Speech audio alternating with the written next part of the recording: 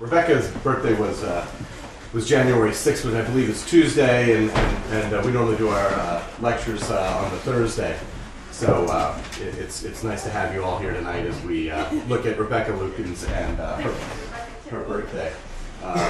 So she, 220 years ago, 1794 was Rebecca's birthday. So it's great to have you here. Susannah Brody will be doing Rebecca Lukens, and she is a wonderful storyteller who has done a lot of research on Rebecca and has done a great program over the number of years. So Rebecca is an interesting person. We always, have her birthday in January, and then we have Women's History. Women's History Month is March, and we used to do a Rebecca Lukens Award and her birthday all in January, and the weather, you never know what you can get, weather-wise in January. So we actually have the Rebecca Lukens Award in March this year during Women's History Month, and this year's recipient will be Barbara Jordan. So we're very happy to get that and to honor women of business and women of the community during Women's History Month. But without further ado, we will take a step back in time and enjoy the story of Rebecca Lukens as told by Susannah Brody. So sit back, relax, and enjoy as Susannah Brody as Rebecca Lukens.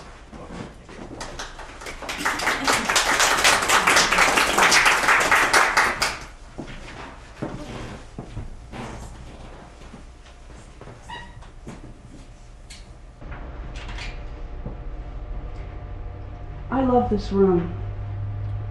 It once held husband and children and rang with the glad and merry laughter of happy childhood. The grave has claimed them all in their young beauty, all but my two dear daughters. I live in a world of my own, and though tears will flow at the images my fancy presents, yet I love to linger, even amid the wreck of my buried joys, and remember times long gone.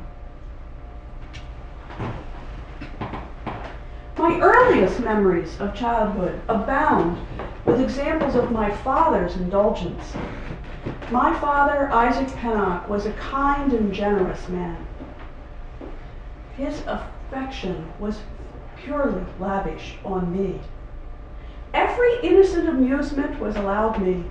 Why, with my young friends and cousins, I bounded over hill and dale, as wild and joyous and carefree as youth would permit. It was a time when I neither knew nor feared misfortune. I began to learn about iron at quite an early age, for my father owned the Federal Slitting Mill, along with several other investment properties. And I was often invited to accompany him on business trips, an activity that caused my mother much distress.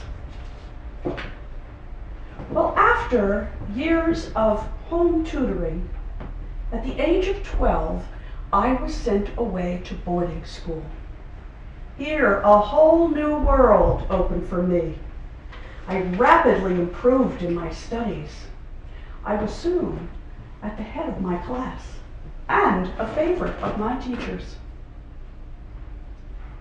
The educational world was explored with enthusiasm for 6 wonderful years.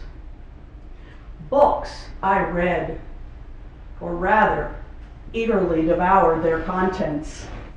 Stories of Hotzeban and Lewis were of great interest. Shakespeare awoke the noblest feelings in my heart. I am certain that had my reading been more select, it might have been of incalculable advantage to me. But with no one to guide my selections, I'm afraid to Solomon's dismay, I have devoted a lifetime to reading everything that falls in my path. I was 18 when I returned home after my final school term. I was the eldest in a family that now included 4 sisters and 2 brothers. My mother was most anxious that I should assist her and learn the duties of family. My little brother George was often put in my care. But how I missed my studies. A few weeks after I came home from school, I prepared to attend my father on a business trip to Philadelphia. The visit to the city was a delightful one.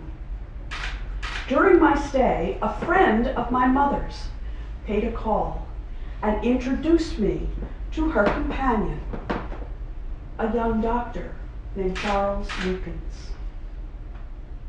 The doctor was above the common height. An air of grace and dignity were blended into his form. His hair was the deepest shade of black, his eyes hazel, his other features manly and markedly handsome. After they departed, my thoughts involuntarily returned to my conversation with the young doctor with an interest that I could not at that young age clearly explain. That spring gave way to early summer, and nature wore her gayest garb. I recall it was a beautiful sunny day. I had just put down Scott's fascinating Lady of the Lake, which had claimed my attention for some time. I was looking out the window, enjoying a glorious sunset. And so lost in my own reverie, I didn't hear approaching footsteps until Mrs. W. startled me with her greeting. Her husband and Dr. Lukens were with her. The next few days were given to the duties of hospitality. After dinner, we often strolled along the stream that crossed our property. And whether by accident or intent, I'm not sure, but I always found Dr. Lukens by my side. At length, he asked to speak to me. "My dear Rebecca," said he, "I must depart first thing in the morning and return to the city. I have neglected my medical practice for too long.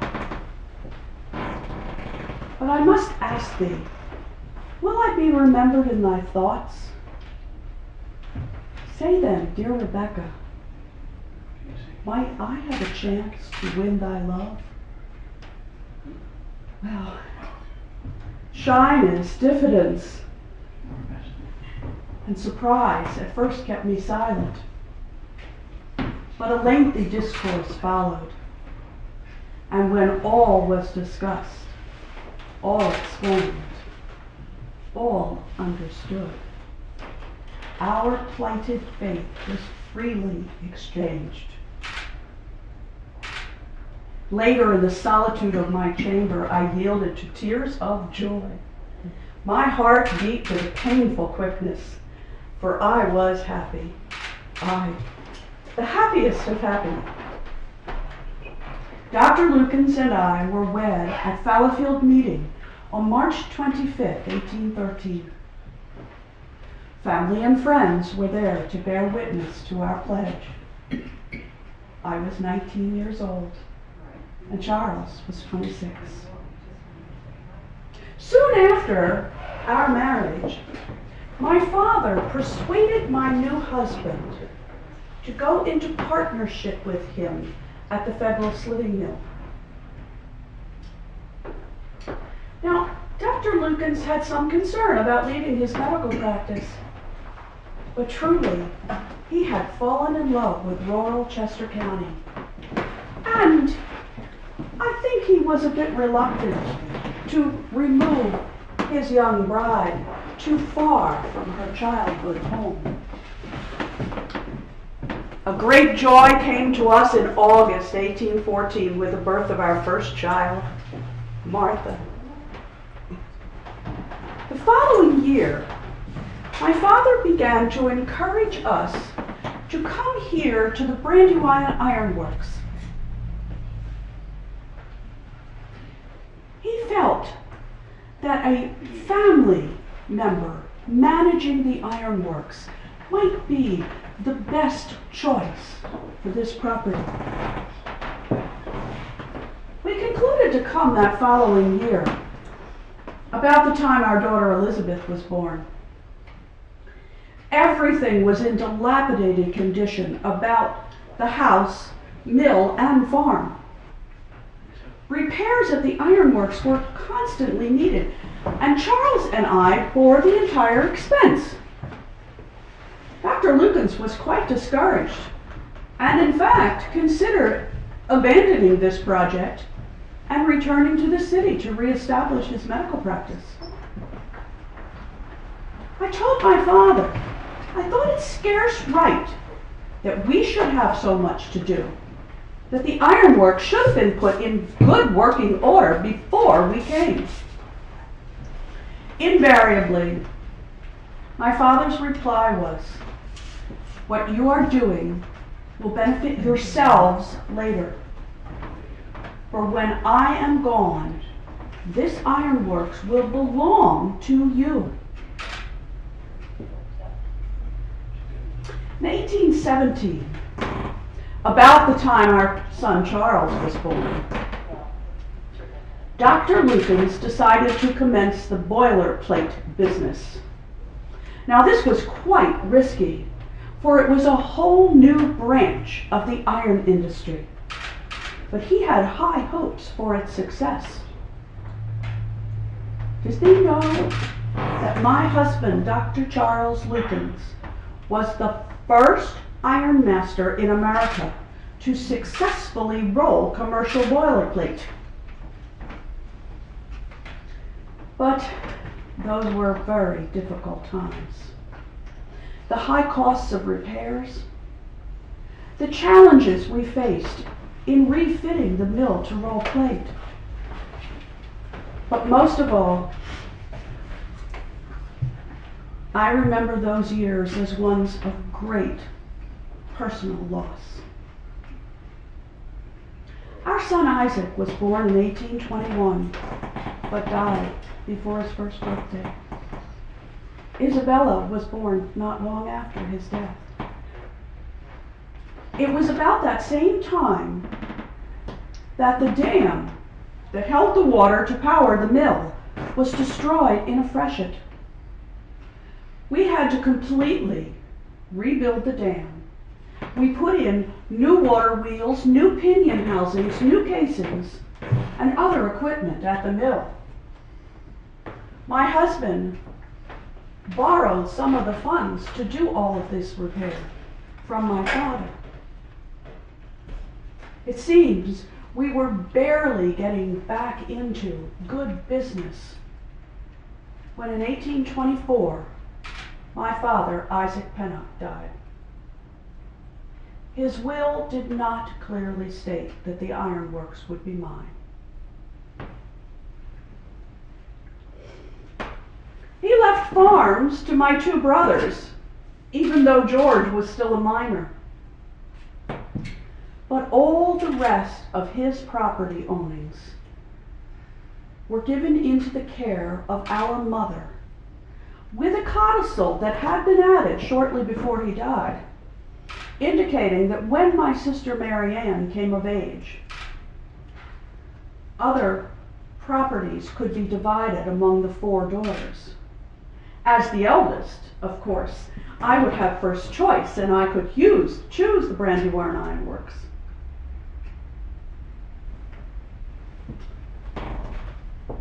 It was determined at that time that we were to continue to pay $420 a year rent on the ironworks, and we also needed to pay the principal on the loan that was held by my father's estate.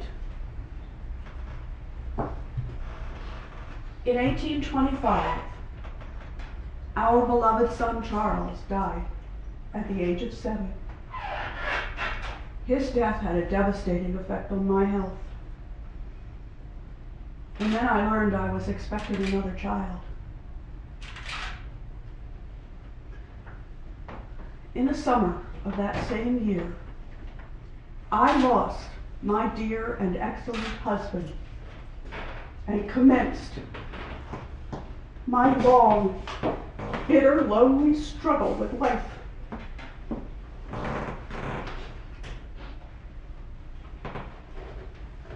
I will not dwell on my feelings back then. When I looked around me, there was difficulty and danger on every side. That year came to a kinder end in December with the birth of my dear Charles Anna, my last child. I was left with 4 daughters and a promise I made to my dying husband. Charles asked me to continue with the ironworks, and I promised to comply.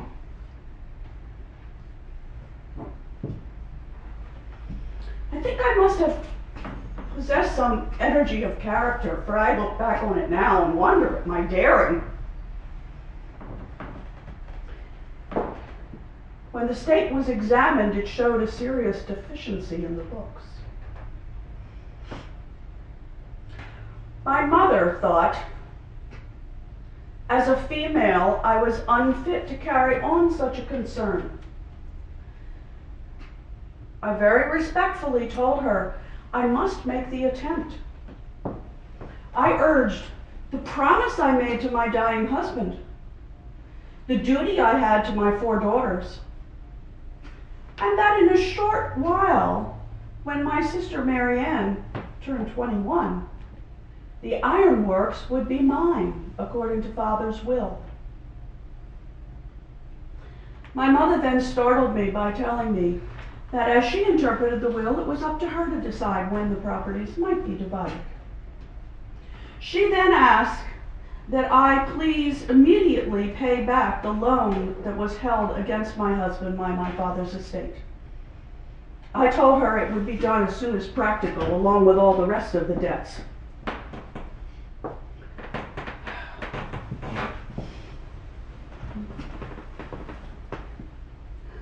Between my mother and me, there had never been that endearing familiarity that ought to exist between parent and child. I can well imagine in her youth she must have possessed many fine attractions. Her intelligence was superior, though her education sadly neglected. My mother possessed a vigorous and powerful mind. She thought I should leave Brandywine, that it would be folly for me to remain. But necessity is a stern taskmistress, and my every want gave me courage. Besides, I had made a promise to my husband. And where else were we to go? Pennock relatives were reluctant to assist me in this folly, not wanting to oppose my mother. My husband's brother Solomon came to my rescue. He managed the ironworks, supervised the workers, and persuaded them to stay. He sought help and assistance from my creditors. He assisted me in dealing with my mother and my other Pennock relatives. And he served as a father to my 4 daughters. Dear Solomon came to help out in an emergency and stayed for 15 years. He was there to rebuild the mill. He was there to offer comfort and support when my daughter Elizabeth died of scarlet fever at the age of 15.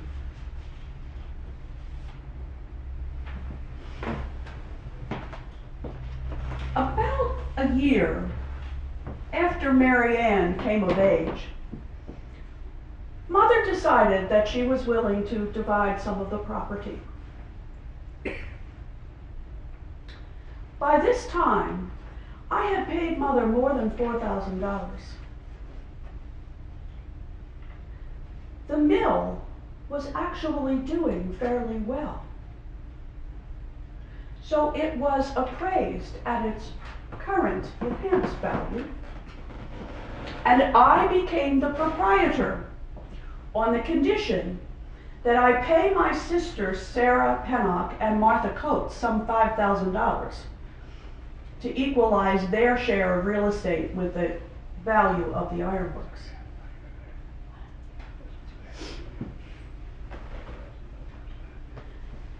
But by the 1830s, the old mill had just about fallen down. Repairs were continually needed and were ruinously expensive.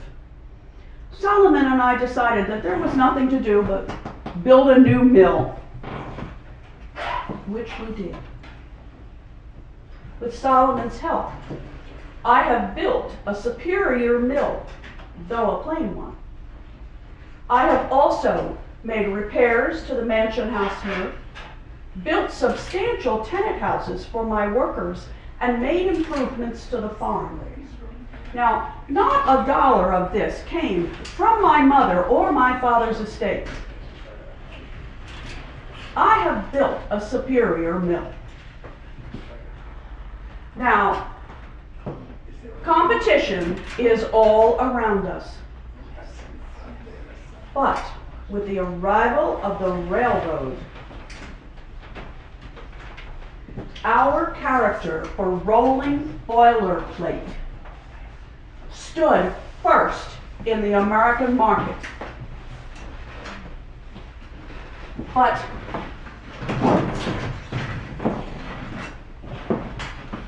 beginning in 1837, we did have some economic difficulties, along with the rest of the nation. Cheap, poor quality iron was being imported, leaving home businesses like Brandywine without protective tariffs. My workers marched in protest. We provided them with the banners, and of course, they were paid for their time. To no avail, though. We had to stop manufacturing plate for a while. During that time, I put my workers to repairing and maintaining the equipment at the mill, repairing the dam, and ultimately working on my farm. I was reluctant to begin manufacturing any more plate until the economy became more stable. And it was about that same time that my new neighbor to the north challenged my rights to the dam that powered the mill and had for more than 25 years.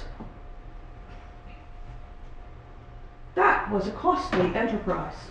It cost me more than $800, and I was required to lower the height of the dam. I told my adversary, "This is no way to deal with neighbors. Thee will never prosper," I warned him. And I was correct. He went out of business in less than a year.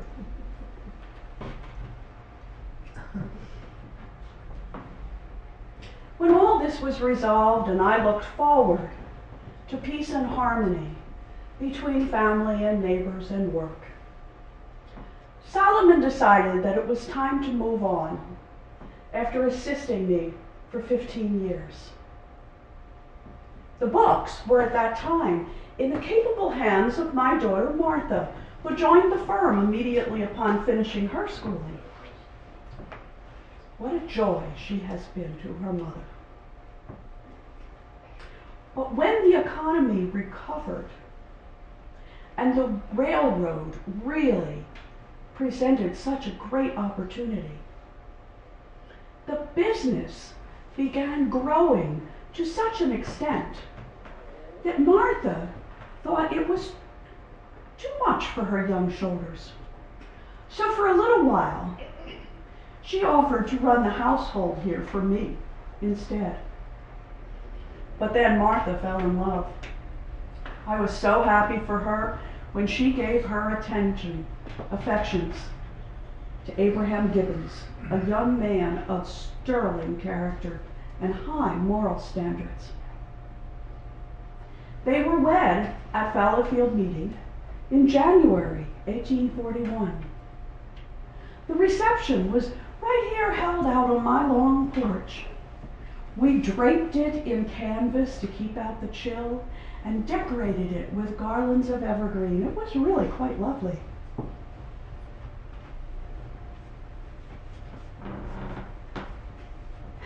In 1844, my mother, Martha Pennock, died.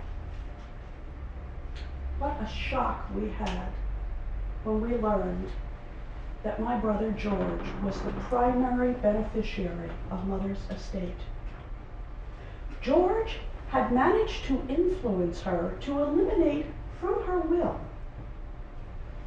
not only myself, but Martha, Mary Ann, even poor Isaac's widow.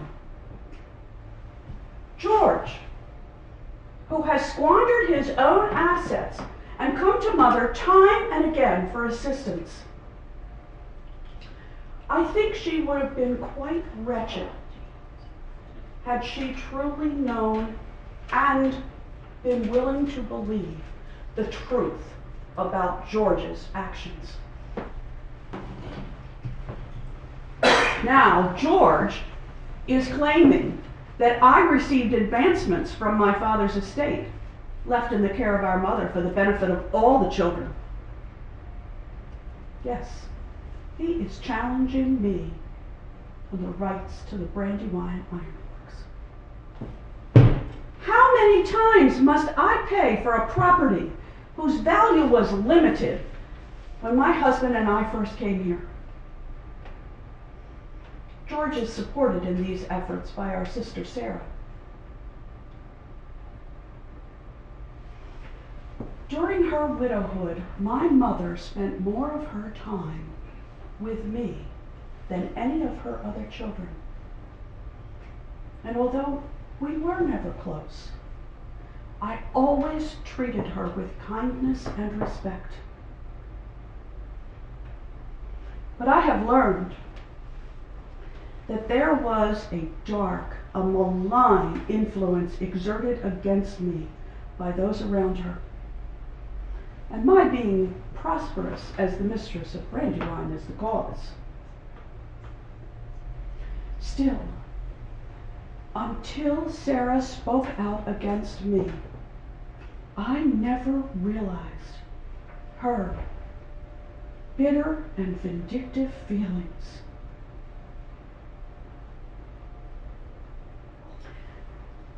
My sister Sarah never found the true love and the long marriage as her other sisters have. But we, my sisters and myself, have always tried to include her and encouraged her to see enjoyment from her nieces and nephews. I weary of this constant struggle, dealing with business, house, and farm. I worry, have I done enough for my daughters? They seem quite content. I must smile when I see how happy Martha is with her Abraham. He has been working for the company for many years, and I made him partner. He has helped me enormously. In 1848, Isabella married Dr. Charles Houston, and Charles Ann married Dr. William Tingley. Interesting, is it not? That two of my daughters followed my pattern and married physicians from Philadelphia. my darling, impetuous Charles Anna, was determined to marry her young man, despite my reservations. Dr. Tingley is not as well-grounded as my other sons-in-law. Indeed, he seems to live for the day. Dr. Houston is a fine young man. He has also joined the firm as partner, allowing me to finally retire and get some rest.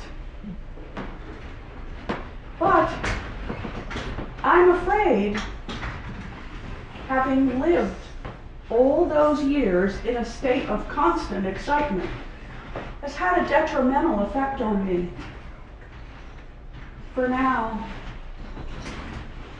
my days all pass in a dreary and monotonous manner. I need to pull myself out of this lethargy.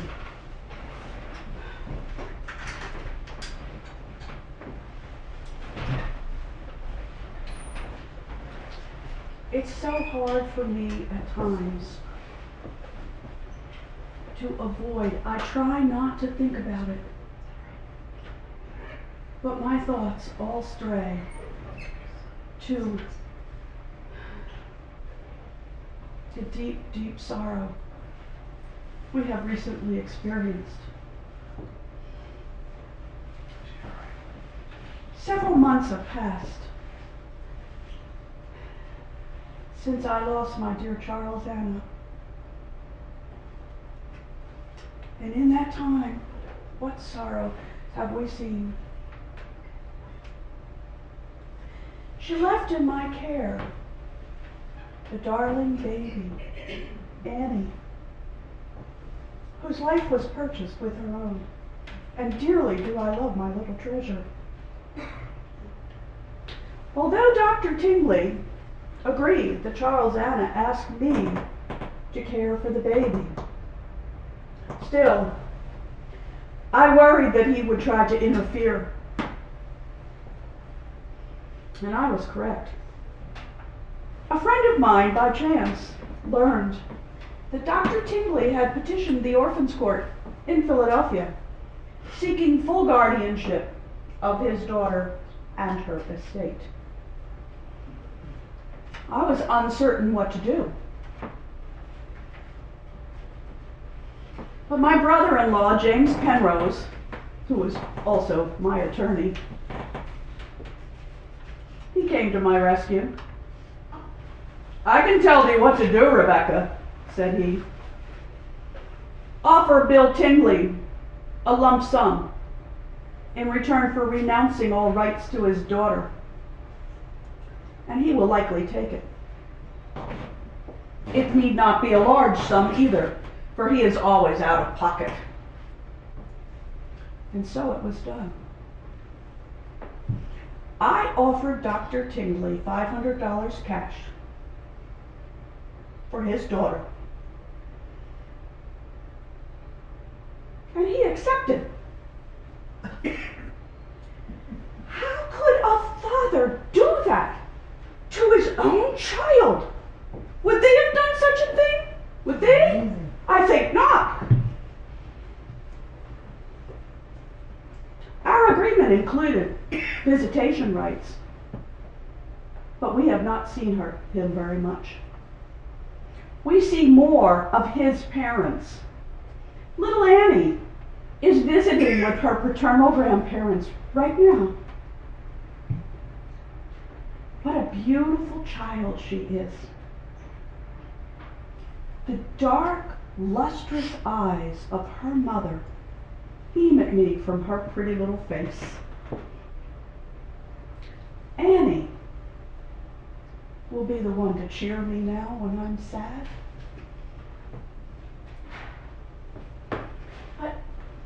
I tire so easily these days. I really do need to rest till Annie returns.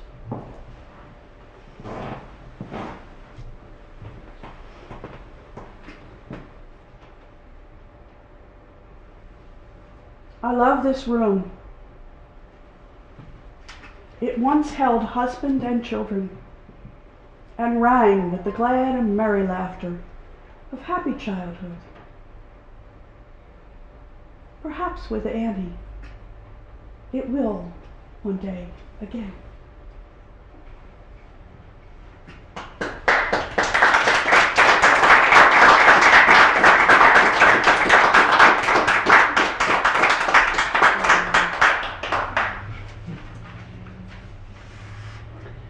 Well, thank you all for coming.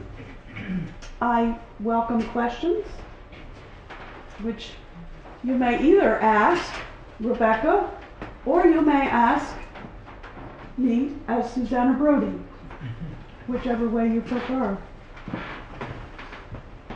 No questions? Yeah, I'm very interested in the emotion that wells when you talk about the death of your children and your husband. It's so powerful.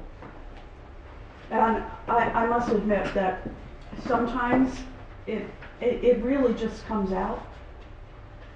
I kind of joke about this, that Rebecca has kind of taken up residence inside me. And she pops out at the least likely times, and I always wondered about actors and how they did that in different scenes with the emotions, and for me, it just comes out. Sometimes worse than other times, but it's just there, and I have kind of embraced the idea that it's Rebecca, and she needs to get it out. And sometimes she's reluctant to talk about the sadness, particularly Charles Anna's death, and yet it just comes out anyway.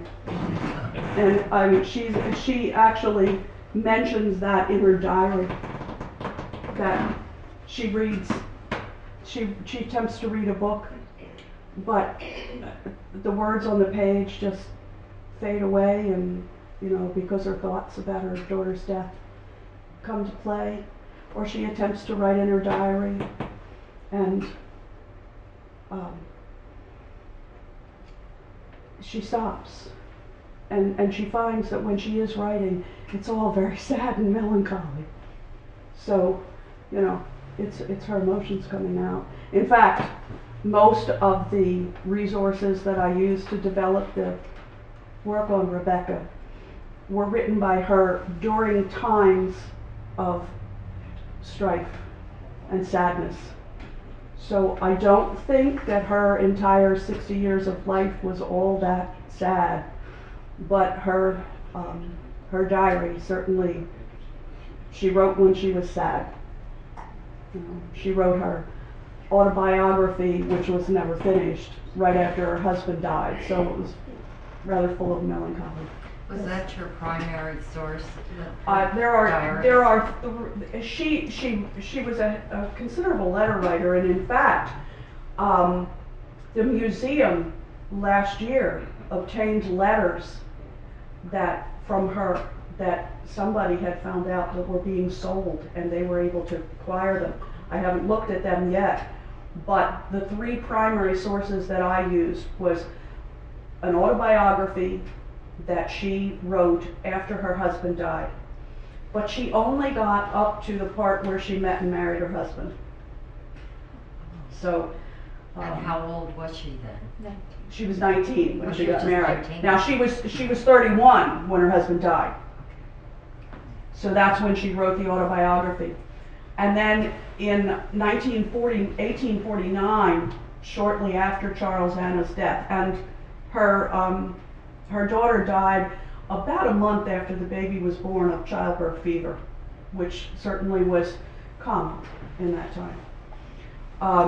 She started keeping a diary, but she wrote for a few days, maybe a week, and then she didn't write for months, and then she picked it up again and she wrote a little bit, and it only goes up to 1852. So for 3 years she wrote in a diary intermittently, and we have that source. And the other source that I use that tells a lot about the business aspects was a 6-page, single line typed document commonly referred to as the statement. In 1850, her little brother George challenged again her rights to the ironworks, and at this time she had had enough. She always tried to resolve things out of court, which meant that she often paid people off just to keep the peace. And when her brother decided to challenge her rights in 1850, she'd had enough. So she contacted her attorney, and he asked her to write down her memory of the history of the ironworks from when she and her husband came here in 1816 forward. And so that is the document that gives information on the business aspects. Yeah.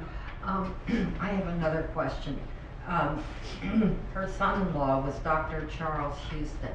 Now, there was a Houston over on Providence Road in Wallingford, and his home was a lovely mansion called Houstonia. Do you know if there's any relationship there? I'm going to ask the source. Oh, okay. Mr. Houston, do you know? Yes, there was a church down. It was Wallingford. We did have family over there. You did have family over We there? did, and Same family? they are correct. Oh, interesting. Mr. Skip Houston. Charles. Yeah. Charles Lukens Houston III. So I have to admit, I know very little about the Houstons. In fact, in all fairness, I know very little about the ironworks that became Lukens Steel Company, because my concentration has been on Rebecca. I see. But That's part fortunately,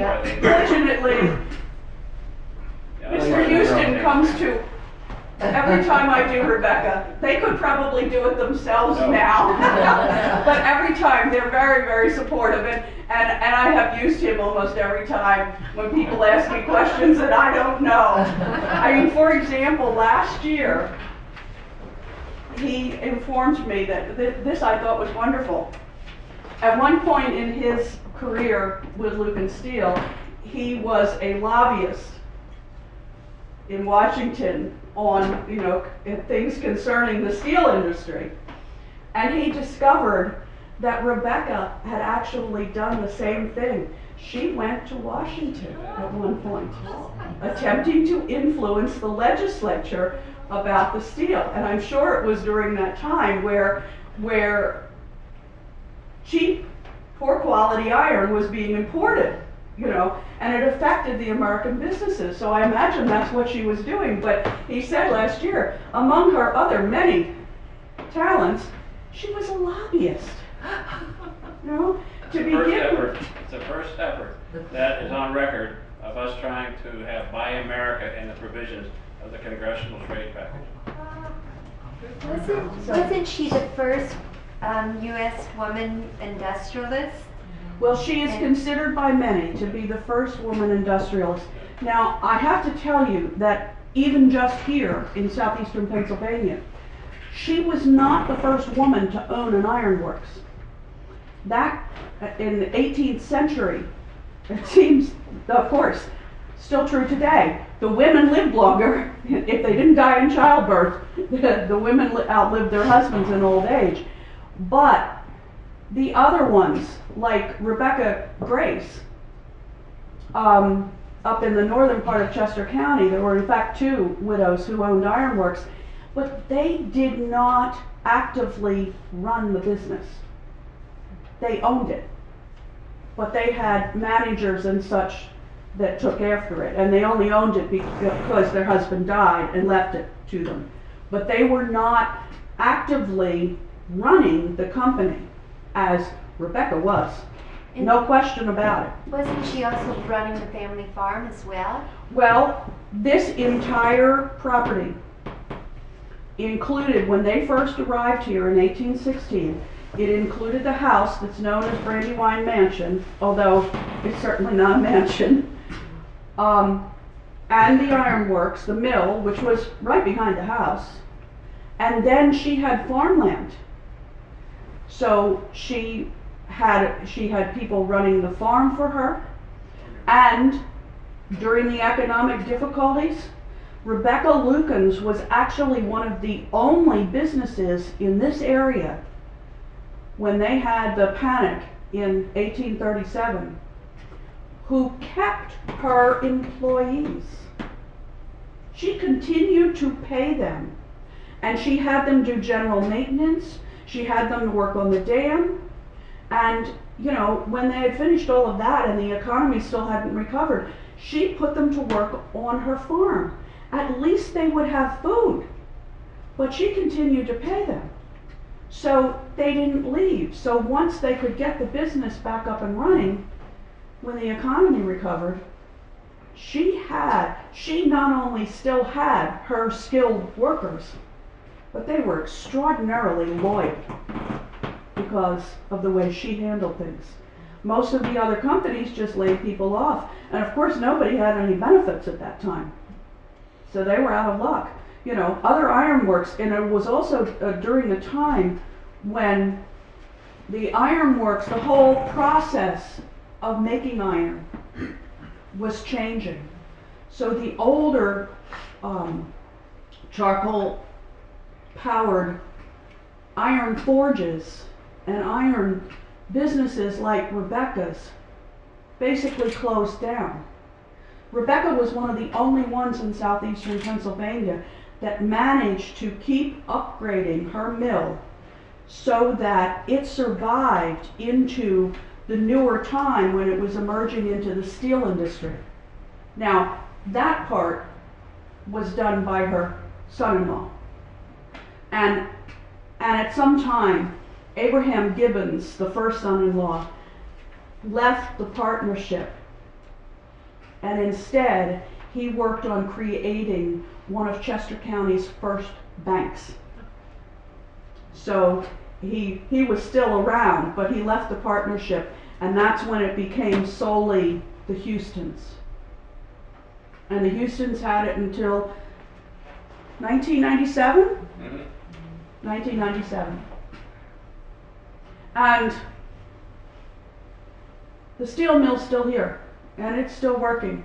It's now owned by an international company, but it is the oldest continuously operating ironworks in America. It is the oldest. And the fact that it still exists is partly because of what Rebecca did during the 25 years that she handled it. She was pretty remarkable. Question? Which sister went against her? Sarah. Her sister Sarah Pennock never married, lived with her mother. Of course, George lived with the mother too, a lot of the time at least. And they are the ones that, and it really sounds like simple family jealousy, that they were miserable to Rebecca.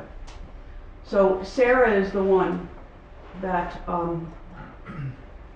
Well, George and Martha with Dr. Coates started Callan Ironworks. Can you comment on? I cannot. I know there were several family businesses. For example, her mother continued to own for several years the Federal Slitting Mill. And Rebecca even mentions that when her mother sold the Federal Slitting Mill, a surprise to my sisters and me, she didn't consult them before she sold it. And it perhaps should have been part of the properties that the sisters were choosing from in their inheritance, but I don't know.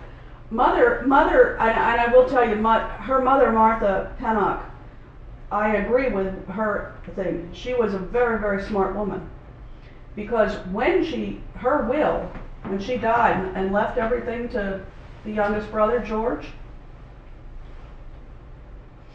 she wasn't a total fool where he was concerned. In her will,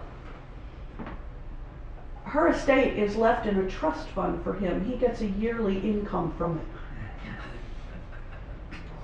She knew he would only squander it. He'd done it with everything else. But he was apparently, in the same way that Rebecca was her father's favorite child, George, the youngest, was the mother's favorite child, and he obviously played up to it. He had investments in iron, he had business dealings, most of them he didn't do well. So he just came back and got more support from his mother. And I'm sure that Rebecca didn't care that she didn't inherit anything from her mother. She had plenty of her own funds at that point. But to not even be mentioned, you know, her sister Sarah is the only one of the sisters that's mentioned in the will. And there were like family heirlooms that are mentioned in the will. So the other sisters, Martha and Mary Ann and Rebecca, didn't get any of those either. I think that's what probably angered her the most, that, you know, George managed to get everything. Yes? Tell us more about this building, when it came into being, and what part it played. You may have said that before. Okay, I am going to do that, but first I'm going to walk back here and get my glasses if I can. I suspect that Rebecca probably wore glasses, but because there's no record of it, I don't wear them when I'm doing Rebecca. Okay, here's the problem. You want to know about this house. This house was built many, many years after Rebecca died. This was built in, there's plenty of people that correct me. I believe it was 1889. Right. And it was built for one of her grandsons, by one of her grandsons. There he is, right there. For his bride. Right. Now, if you look at the outside of this in the daylight, it reminds me of a college building. And in fact, the architects that he hired to design and build this house had done buildings at Princeton. So that he was just looking for a pretty big fancy style. It's got gorgeous woodwork, as you can see. And in the 1930s, I don't know the exact date, this was sold to the city, and it became City Hall. It was City Hall for 60 years. It was Coatesville City Hall. Now, from that perspective, I look at this and think, wow, how did they manage to use it as a city administration building and not destroy all of this? Yep. And then wasn't the garage the prison? Well, when it was City Hall, the garage was used as a prison? The jail. A As a jail. jail? Yeah. Yes. Now, before that, it not only was the garage, but they had, you know, they had permanent workers here to take care of both the house and the property.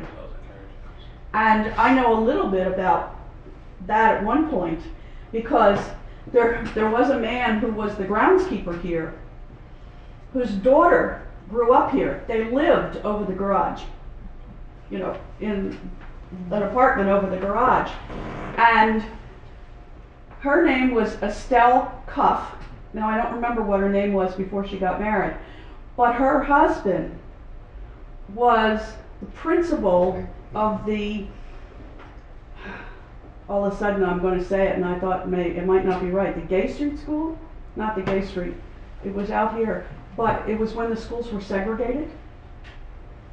So Estelle was black, and she married her husband, but both of them were educated, and she had worked as a teacher and several other things, and her husband at one point was the principal of the school out in what neighborhood called Haiti, in when the schools were segregated. And was that the black school or the white school? It was the black school. Okay. And Estelle and her husband, whose name I can't remember now, were actually married here on the grounds of Greystone. They had their wedding here and their reception here. So I know that before it became City Hall, the garage would have been used for carriages before cars, and then the cars and the groundskeeper lived above. Where did the farm extend to? That's a very good question. Do you know how far the farm extended? No, I really don't know too much about the farm. I would like to mention that my great-grandfather, Dr. Charles Houston, actually built that house here for A.F. Houston, his son, and then across the street was my grandfather's house, Charles L. Houston, and they never used the word senior, so it was just Charles Lucas Houston. So there was two different It was houses. Charles and Charles L. Yeah, and this is A.F. Abram. Yeah. Abram Franklin Houston. I'm glad I could have been called Abram, and I'm glad I wasn't. Why not? That's my son, Mr. Houston. I like Charles.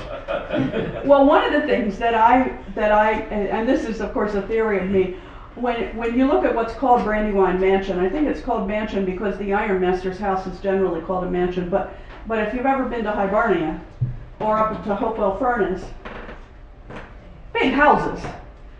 They were built by the ironmaster as a demonstration of their success and prosperity. They were a prestige thing that they built for their families. Now, had Rebecca's husband lived, I could well imagine that he might have done that for his family at some time. Build a bigger house, you know. But Rebecca was a single mother with 4 daughters, and she was busy working, and she was working in a lot of different enterprises. So I think that from her perspective, she didn't have time to worry about that. But when her daughter Martha got married, built a big house for Martha and Abraham, Rebecca did. When Isabella and Charles Houston got married, she built Terracina for them. Now that was built in 1850, 1851. So she did the fancy houses for her daughters. And she was apparently quite content to stay in her house, which is, as I said, unrestored. It's across the street and down a little ways. And that's where, in her diary, I can just, even though it's not restored and it needs a lot of work, when I'm in there, I can just feel her saying, I love this room. You know, this is where her family was. And that's where she was. So that's across the street. So across the street is Terracina. And down. And the VFW is where her daughter Martha's house was. But I have to tell you that it's changed a lot. Not only because it's the VFW now, but it had a fire more than 100 years ago that destroyed the upper floor. So the roof line is not the same as it would have been when Martha and Abraham were there. Where's Terracina? Right across the street.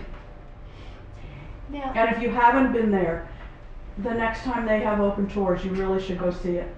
It's a lovely Have you Victorian spoken there house. before? Have Huh? you been in that? You spoke in another Yes. building. She's Okay. spoken that. So that's a building I've been in when you spoke before, Were you on the porch or in a building? in building. Okay, then that was the executive office building with the big staircase. Yes. Yes, that's the executive office building. But I did one year do Rebecca on the porch of Terracina because it wasn't January. Is that across Route 30? No, Oh, this is First Avenue. oh, this is, okay. Right out here across is First Avenue. The business Route 30 is over there. Okay. It's right out across First Avenue. And if you look on a map, you can get a sense because Rebecca owned all of this property. We don't know exactly how far the farm went, but it was a sizable property, and you can see it on early maps. It was pretty huge. do you know what was on Main Street during that time? Did she have something to do with like the old Y and creating a place for the men that worked for her? Okay, The Y didn't exist at the time that Rebecca was here. But was on I'm sure that a lot of those things got support from the steel company and the Houstons that owned it. But it wouldn't have been during Rebecca's time. But Rebecca owned the depot at the train stop. Rebecca owned auxiliary businesses, like, you know, she had Teamsters that delivered things. She had blacksmiths, so, you know, she owned different things. She owned other properties that were rental properties, rental income for her. She was quite extensive. The more we have studied, the more we've learned that, you know, she wasn't just an iron master. She had her fingers in a lot of the economic pots here in Coatesville. And that's really why she's considered America's first woman industrialist, because she was really into lots of things. You mentioned the fact that she had built structures for her workers. Do you know about where they were? I don't. I've always kind of assumed that they were some of the row houses that are further down on First Avenue, but I'm not sure. Do you know? They were built in the 1920s. So they would have been later than her.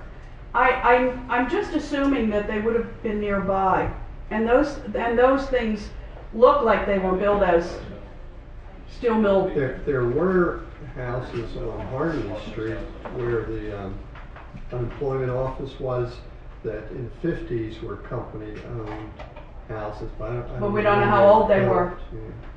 But I think some of those houses were behind the mansion on the farm. Okay, well, because we still have the tenant house, and there is behind Terracina a little house. That's a rental now. It is a rental. It's a rental now. So, you know, we don't go into that one right at the moment because it's rented out to somebody. You had your hand up for a while. I have a question for Rebecca. Okay. See if I can do this. Are you aware of your role as one of the most powerful women in the nation at the time? That's an excellent question. I certainly was aware that I had some influence within the iron industry here in Pennsylvania. And my business certainly expanded out of Pennsylvania. I mean, we shipped by train, and we shipped things as far away as New Orleans. So my name would certainly have been with those businesses, but I'm not sure that I was grandly influential to people nationally. I don't think I would have said that.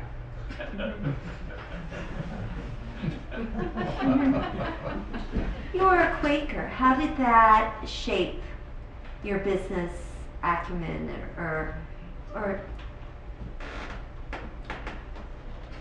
I definitely was a Quaker, and I don't know how many of you are aware, but in the late 1820s, the Friends had a schism that was quite dramatic, and it was difficult for me on a personal level, because the majority of my fellow friends at Fallowfield meeting were Hicksite, and I am Orthodox. And during that split, what usually happened was that the majority of the people determined who owned the meeting house. And because the majority of the Quakers at Ursuline at that time were Hicksites, they retained ownership of the Fallowfield meeting, and we Orthodox Quakers had to find a place elsewhere. So I purchased a lot for them and we built a meeting house. It's about a short distance away from Fallowfield Meeting. But it means that my husband and my children that died young are buried at Fallowfield Meeting. I am buried at where the Orthodox meeting was. So we're separated. And that's very sad. Now, as Quaker principles, I certainly tried to follow, very hard to follow my beliefs. And that is one of the reasons why, when there were challenges to my ownership of Brandywine Iron Works, I attempted to resolve it. I just did not want to go to court. So I always attempted to resolve it in a peaceful way. That may, however, have encouraged continual challenges. Did you start one of the first railroad lines in Chester County? The first railroad line in Pennsylvania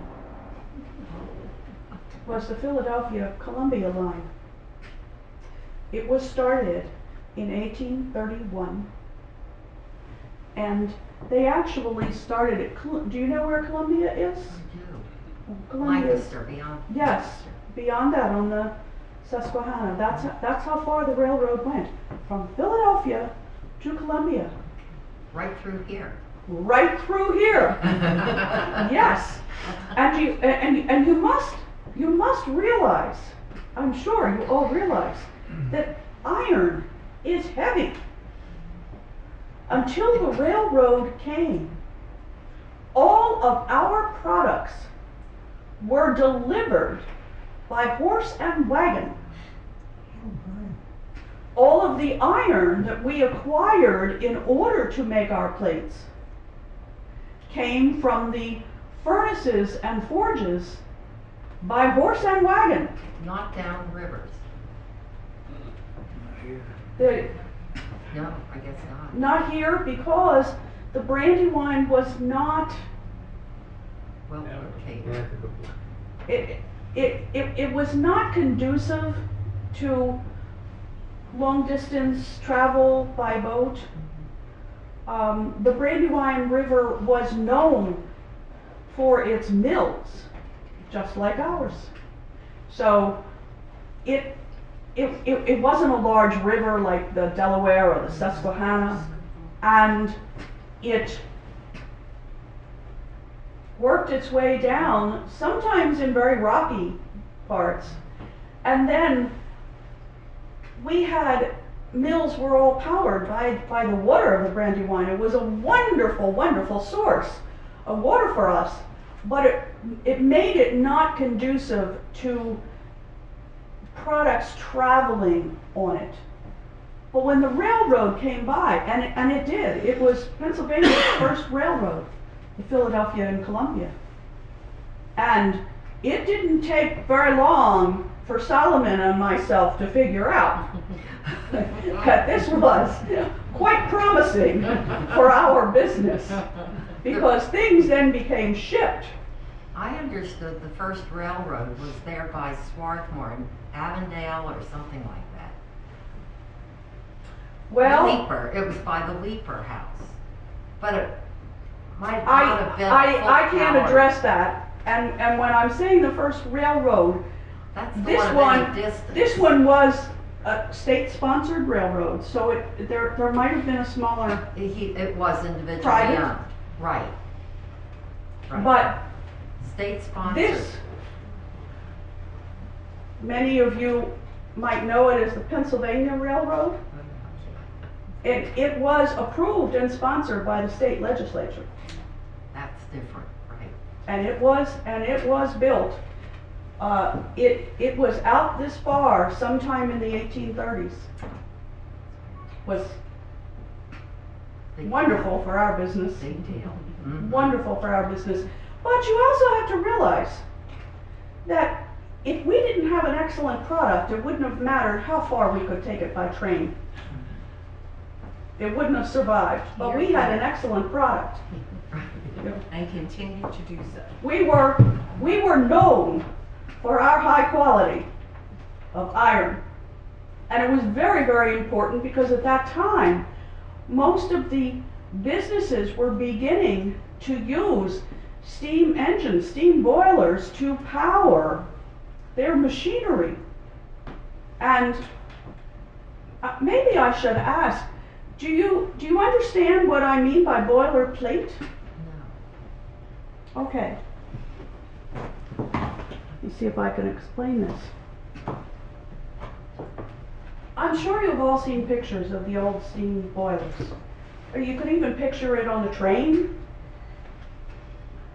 They were huge iron tanks that they heated the water to create the steam to have the force of the power to operate whatever they were going to operate, whether it was a steam engine moving a train or some kind of machinery in a mill.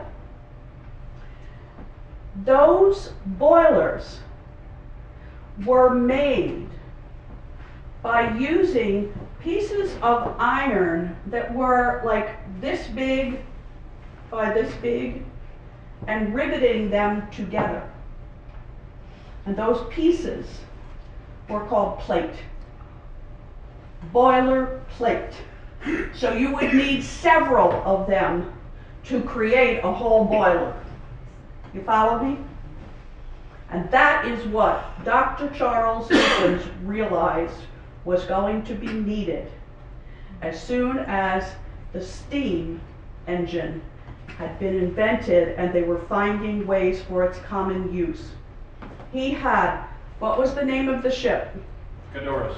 Cadorus. Sailed on the Susquehanna River. Used iron from Brandywine Iron Works. It was the first successful iron-hulled boat. So he recognized that the industry was about to change in amazing ways. And it did. And Rebecca ended up being right in there. Now, I'm sorry, I've talked about Rebecca instead of myself, so I'm going out of here again. My feeling is that had Dr. Charles Lukens lived, Rebecca would have continued to be his strong partner, because she certainly talks about how close they were.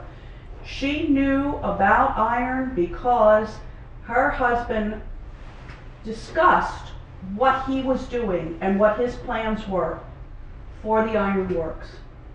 They were partners. And the Quakers, of course, Rebecca was educated because the Quakers have always believed in educating the women. But back in that day, they still had traditional roles. So the man would have run the business or the farm, if they were on a farm, and the wife would have taken care of the household. It used to be called housewifery, and farming was husbandry. Traditional roles. They still would have had those traditional roles. Rebecca would have been, and I think she probably would have been happy, to run the house and raise their children and do her traditional roles in a strong Quaker partnership. But because her husband died, she made the decision at his request to do the business aspect. And I really do believe that she would have, she wouldn't have been running the iron mill with him had he lived. She would have been a knowledgeable partner, but she would have been primarily running the house. And I also suspect that she would have perhaps because so many of the Quakers in the first part of the 19th century, the Quaker women here in southeastern Pennsylvania were phenomenal. They were the pioneers in a lot of the social movements.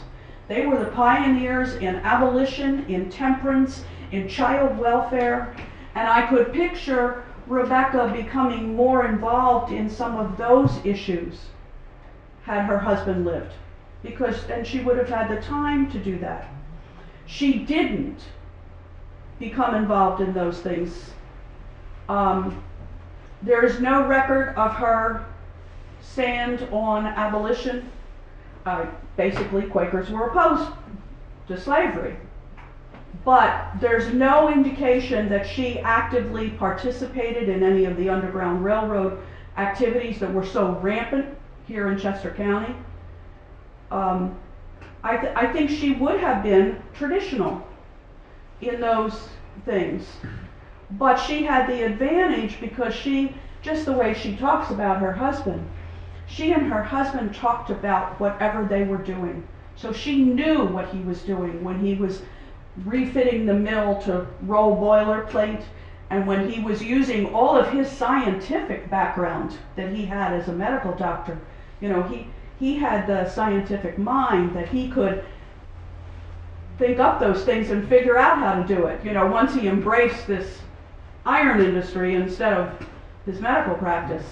And I think that Rebecca would have known about a lot of it. I mean, she expresses that she had some business knowledge because she traveled with her father. Even as a small child, she went with him. She was his company on business trips. You know, so I could well understand, because she was a very smart lady, that she would have had some of that knowledge, but it wouldn't have been something that she would have chosen to do if the circumstances had been different. Maybe her mother was jealous of her. Do you think that might have been part of the conflict? I think so. I think her mother... She was always with her father. Yes. I think that her mother might have been jealous about the fact that Rebecca was clearly her father's favorite. But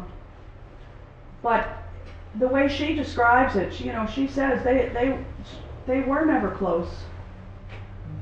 But they had... she has said that her mother spent more of her time as a widow with Rebecca than with any of her other children, except for, I guess you could say, Sarah Pennock, because Sarah lived with her mother. She never left the home.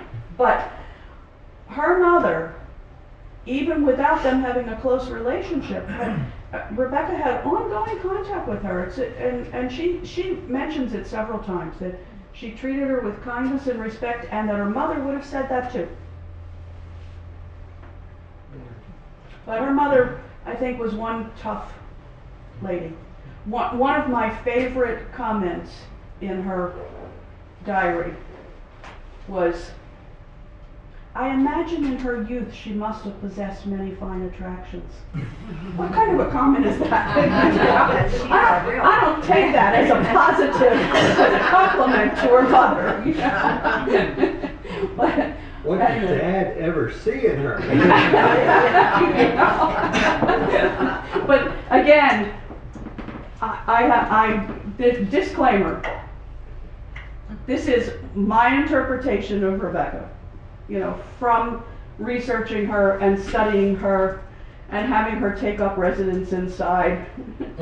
This is my interpretation. Maybe she wasn't like that. I don't know. And how much of the actual dialogue, like on a scale from 1 to 100, how much of Rebecca do we really hear? This is my friend Deborah. I'm before I answer her question, I just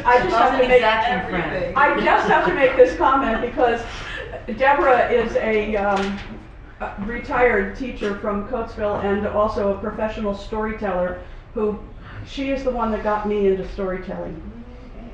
And I think it's interesting that she's asking on a scale of 1 to 100 how much of my words are hers. I would say about 80% now.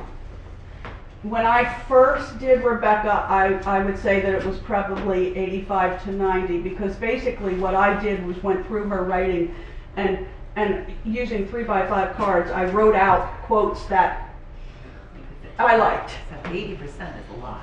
Yes, that's why I'm explaining that Deborah's a storyteller, because one of the principles of storytelling, and storytellers are very different from actors. You know, actors follow a script, and sometimes actors better follow the script. Storytellers are basically, one of the principles is you do not memorize. You tell the story. You know the story enough that you tell the story. So, as Deborah will confirm, the stories are never exactly the same from one time to the next, because you're using your own words. Now, when you're doing something like recreating a historical figure, like I'm trying to do, a living history portrayal, I do use her words. In fact, when I first started doing this, the title of my program was Rebecca Lukens in Her Own Words, because I take the words, I took them directly from her writing to develop the script. And the only thing that I didn't use that were not her words was wherever I had to combine it. I mean, for example, she didn't specifically say details about when each of her children were born. She didn't give a date. So, you know, they moved here. It was about the time that our daughter Elizabeth was born. That's the way she says it. But, you know, we know historically they moved to Brandywine Iron Works in 1816. So Elizabeth was born in 1816 in all probability. But there's connecting things that I have to put in that are not in her own words. And the other thing is that after years of doing this, I think sometimes it's less her words because I know the story, and I at least hope that I can recreate Rebecca, and it might not be precisely her words, but there are a few that I can give you as examples that are still very much her words. For example, the opening line where she says, "I love this room," that was in her 1849 or 50 diary. And she's sitting in her house, you know, she's retired, she's bored, she's unhappy about her daughter, but she's sitting there remembering. And some of the things that I'm sure you might pick up, that she says, the grave has claimed them all in their young beauty. That's solidly Rebecca's words. When she says that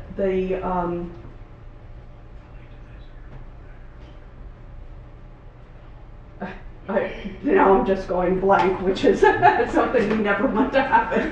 Unfortunately, it's not part of the program. Tears will flow at the images my fancies present, yet I love to linger even amid the wreck of my buried joys. Now, that's got to be Rebecca, because that's nowhere near the way we would talk today. You know, in some ways, the speech was much more eloquent than we use today. In the same way, I'm going to do a commercial. Might as well. If anybody's interested, I'm here. I do another living history portrayal. Dr. Ann Preston. Dr. Ann Preston was one of America's first women doctors, and she was the first woman in the world to be dean of a medical college. She was in the first class of the Women's Medical College of Pennsylvania in Philadelphia, and she went on to become a professor there and then a dean of the Women's Medical College. And she has when I was working on developing hers, my husband said something along the lines that, you know, I'm trying to do chunks of her actual wording, and there were some that I couldn't do. Because basically, if she could, she would use 15 words to do what we would consider a 5-word sentence. It was extraordinary, her language skill. And some of those things were really hard to do. And I had to cut them down to 10 words anyway, you know, because I just wouldn't be able to remember them all, you know. But that's really what I try to do as far as doing these kinds of programs, is using their actual writings and selecting things that I like, or that I feel would contribute to the audience getting an image of who this person was. And now I'm going to finish up because our program director here, Juliet, has been standing there, you know. If she had a cane with a hook on it, would have been a while ago. Anyway, thank you very much.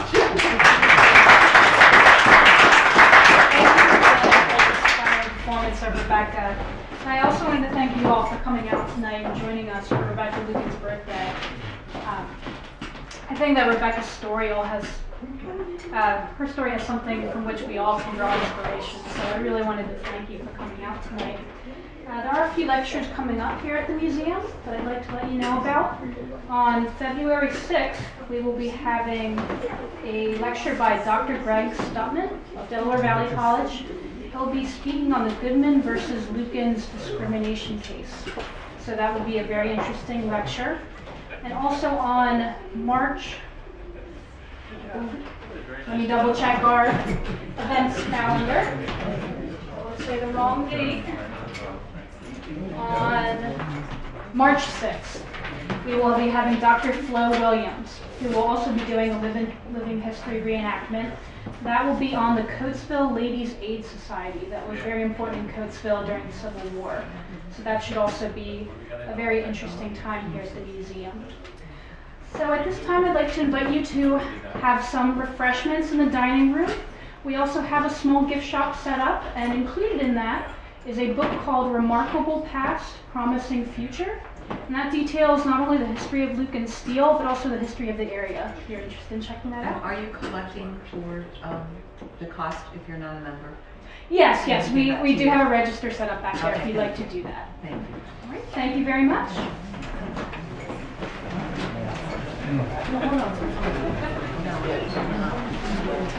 No.